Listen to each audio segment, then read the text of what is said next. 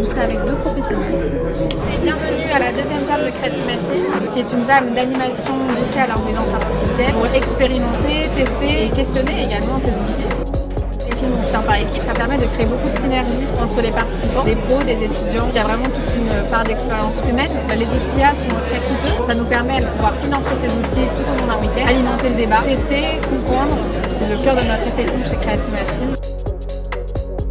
C'est un collectif qui est chez les universités et des écoles, qui s'est ouvert très vite aux professionnels et en fait on voit qu'on doit vraiment travailler ensemble. Alors là c'est sur les industries culturelles, entre l'audiovisuel et en particulier l'animation, mais en fait ça touche tout, la voix, nos données personnelles, etc.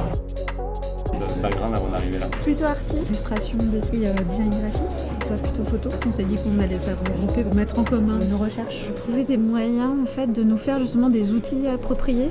Moi je suis encore étudiante, mes partenaires ils sont professionnels, un profil assez technique, créatif, on touche un peu à tout et là c'était l'occasion de se réunir et de voir. Vous n'êtes pas trop effrayé par ce genre de choses? Non, Je pense qu'on arrive dans un monde où en fait tout ce qu'on produit peut être capté, qu'on s'organise pour que cette captation soit en respect avec le consentement, des modes de validation par les gens qui se font capter leur savoir-faire. Un des soucis c'est celui du désapprentissage. Les IA se vantent souvent de résoudre un problème qui est celui des répétitions, des tâches fastidieuses.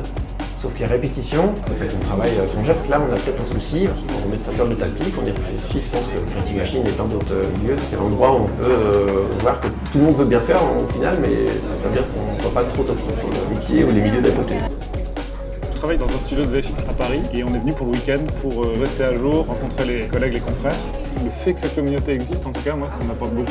On est des professionnels, des questions d'éthique, c'est hyper important. Et donc j'ai fait un film qui s'appelle L'éthique et la morale. Il y a beaucoup d'erreurs, il y a beaucoup de n'importe quoi. Des fois, rien ne va, on essaie de le diriger.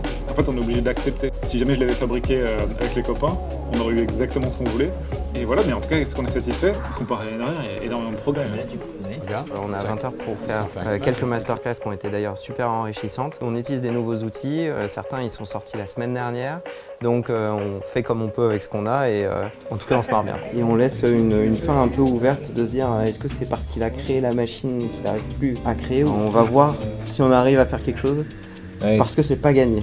On n'a pas les designs qu'on voulait en fait. Et pourtant on essaye de détailler les choses. On sent vraiment l'outil qui nous échappe et en fait notre créativité qui vient être pilotée par l'outil. Pourtant on a bossé une pré-prod ensemble, mais malgré ça on perd complètement en fait, c'est dilué dans l'outil.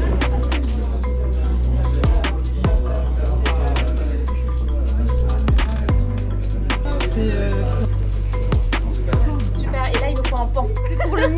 C'est comme quand tu tournes les pages. Il le met à la bouche, je sais pas ce qu'il fait. Allez, c'est l'image de fin. On produit des trucs, on échange, on a des idées. On n'a plus trop ce luxe-là en production. Et le processus était intéressant, il faudrait vraiment beaucoup plus de temps pour faire quelque chose de bien, qui moi me satisferait. Quand on se retrouve très rapidement être obligé de faire quelque chose et qu'on voit toutes les possibilités, ça crée une sorte de vertige. On peut pas se l'approprier vraiment. Déjà je suis content qu'on ait sorti quelque chose. Par contre je le mettrai pas dans mon book. On n'a pas le droit d'avoir une rallonge. Généralement dans les prods, il y a toujours un moment où ils disent bon...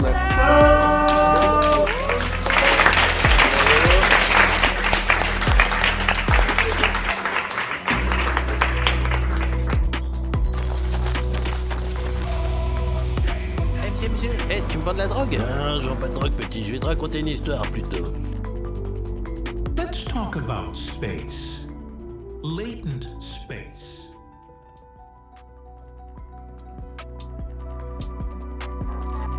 L'intelligence sans patience court plus qu'elle ne pense.